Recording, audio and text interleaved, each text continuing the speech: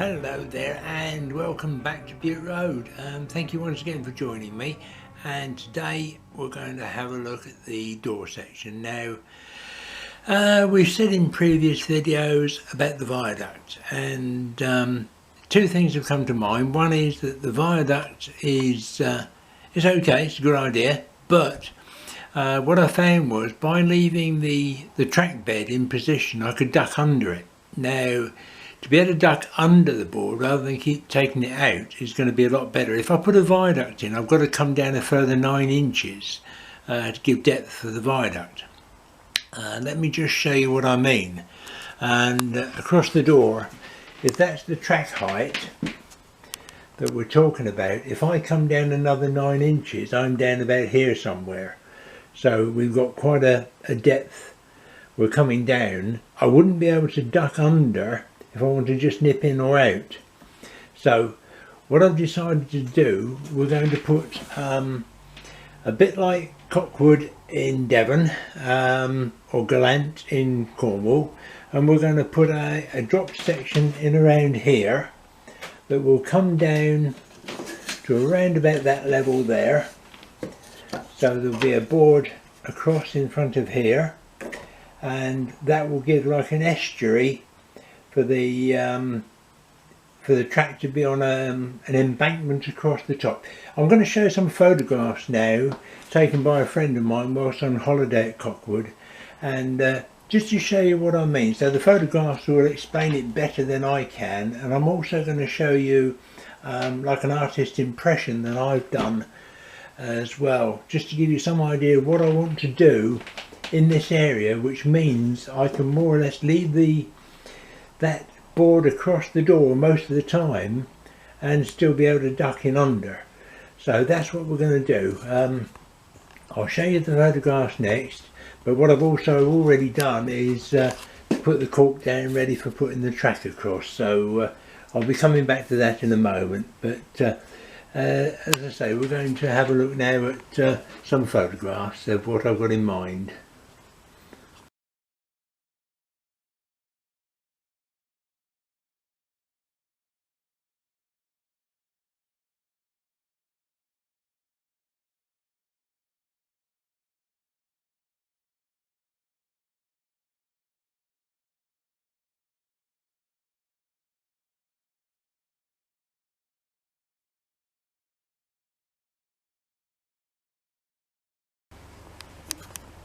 I've made a start here by laying the first line of the track, and what I've done, I've taken the camera and I've actually taken a couple of photographs to make sure that I'm lined up there and I'm not going in over onto that other board at an angle. So in other words, if I move the track about from side to side, I can see where I need to be to get a nice smooth transition. And then exactly the same at the other end where it goes onto the other board. You can't see the join, but there we go. So, and then I should do the same now with the second track. So with both tracks now laid, that's the baseboard join across there, and at the other end we've got the same across there. You can just see the join across there. So the next job now is to put a couple of wires on and see if we can just test it. And so here we go, the test across the viaduct. So I'm confident.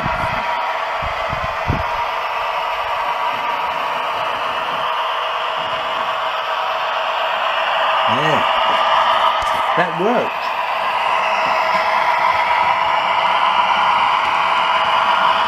We're going all the way around.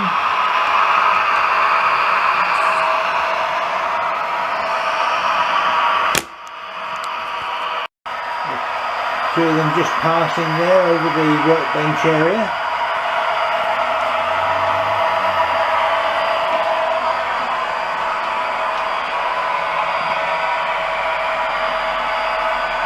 I'm really pleased so far. We've got 2 trains running, and luckily so far no issues, and we might even have them passing over what was going to be the viaduct area, but of course I still keep calling it the viaduct. I don't know why. It's not going to be the viaduct now. It's going to be an embankment over an estuary. So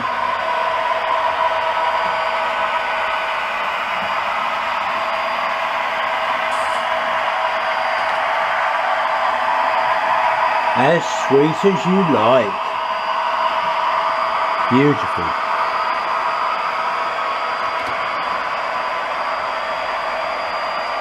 So there we have it. 10:15 Saturday morning, and we have a pair of trains running.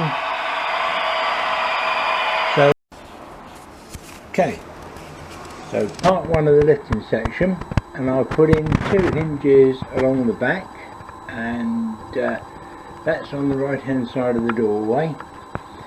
So we'll build the frame down from here, but because the hinges are on the straight and the tracks are at an angle, the minute the board starts to lift, it's coming away from there, so it gives me plenty of clearance, and that will go back and just rest on the shelf back there out the way.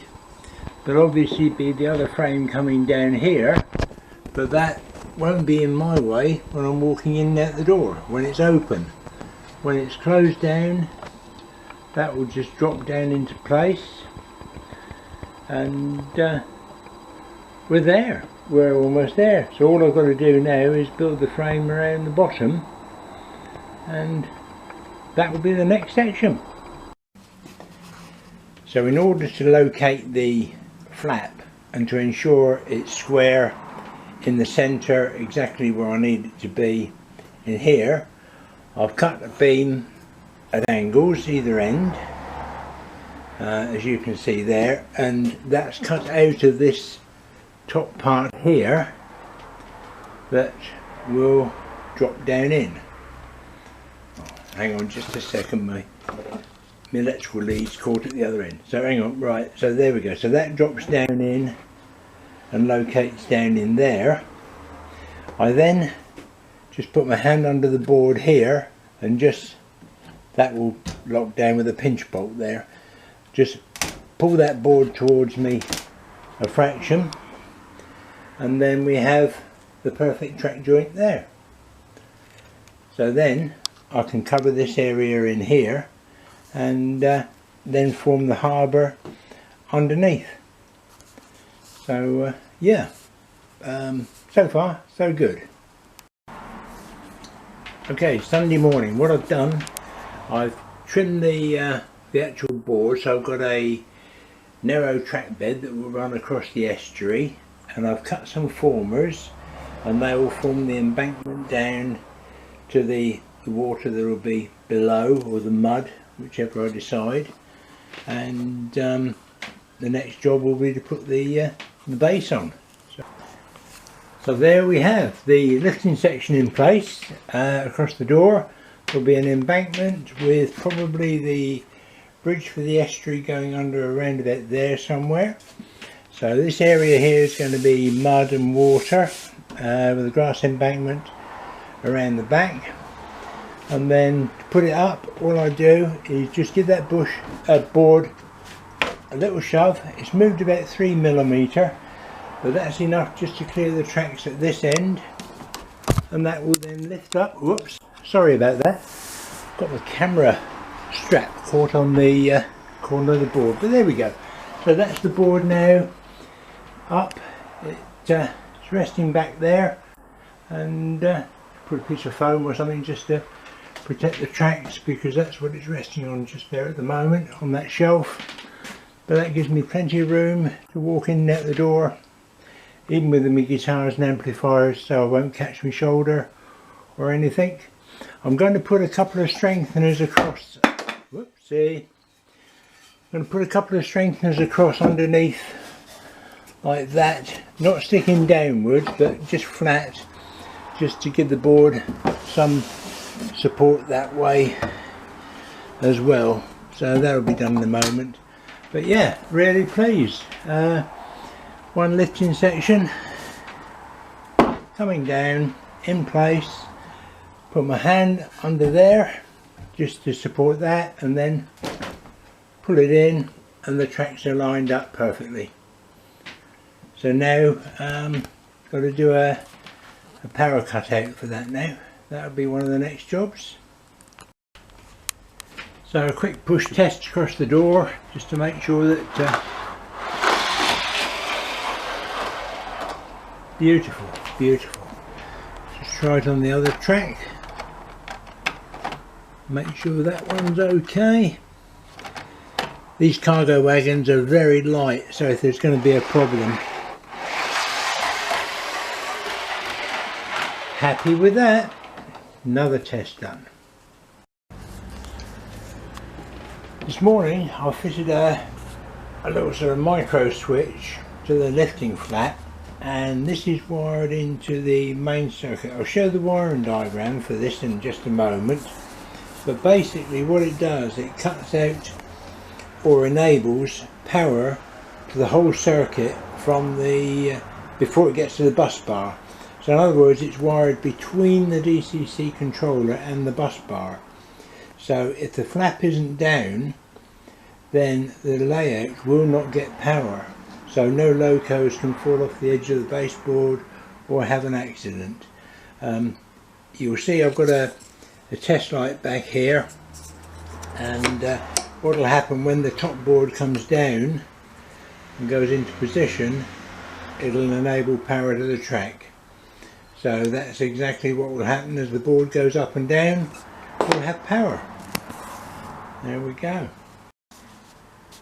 Okay, let's finish this video off now. So you can see we've got power to the track, and the board's in position, and the micro switch is just hidden under the end there, out of the way. And then as soon as I lift the lifting flap, the power goes off. Micro switch is there, and as I bring the lifting flap down, we have power to the track. It's as simple as that, a nice simple system, and that will work beautifully. Pull the board back into its right position. There we go. So the board's in its right position now, and yeah, how simple is that? I should patent this, goodness me. So there we go, micro switch now. It was suggested by somebody on RM Web, to be fair. RM Web's a brilliant source of information, and also people that sort of come on and say, how about doing this, what about doing that, and most of the ideas are absolutely brilliant. So thanks to the RM Web, we've now got a micro switch. If I lift my lifting flap, there's no power to the track, and locos won't fall off the end of the board. So there we go. So I'll just show you some photographs of how it looks, the wiring diagram.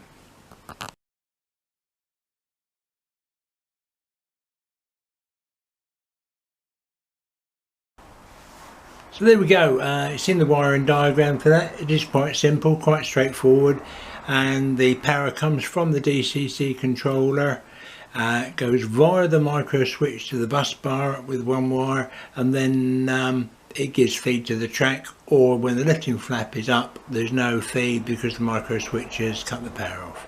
So it's as simple as that. So that's it for this video. I'm not quite sure what I'm going to be doing on the next video yet, but I'll put something together, and we'll see where we are when we come to doing that one. Thanks again for watching. I hope you've enjoyed it. I hope you found some of it useful, and you can always leave comments in the box below.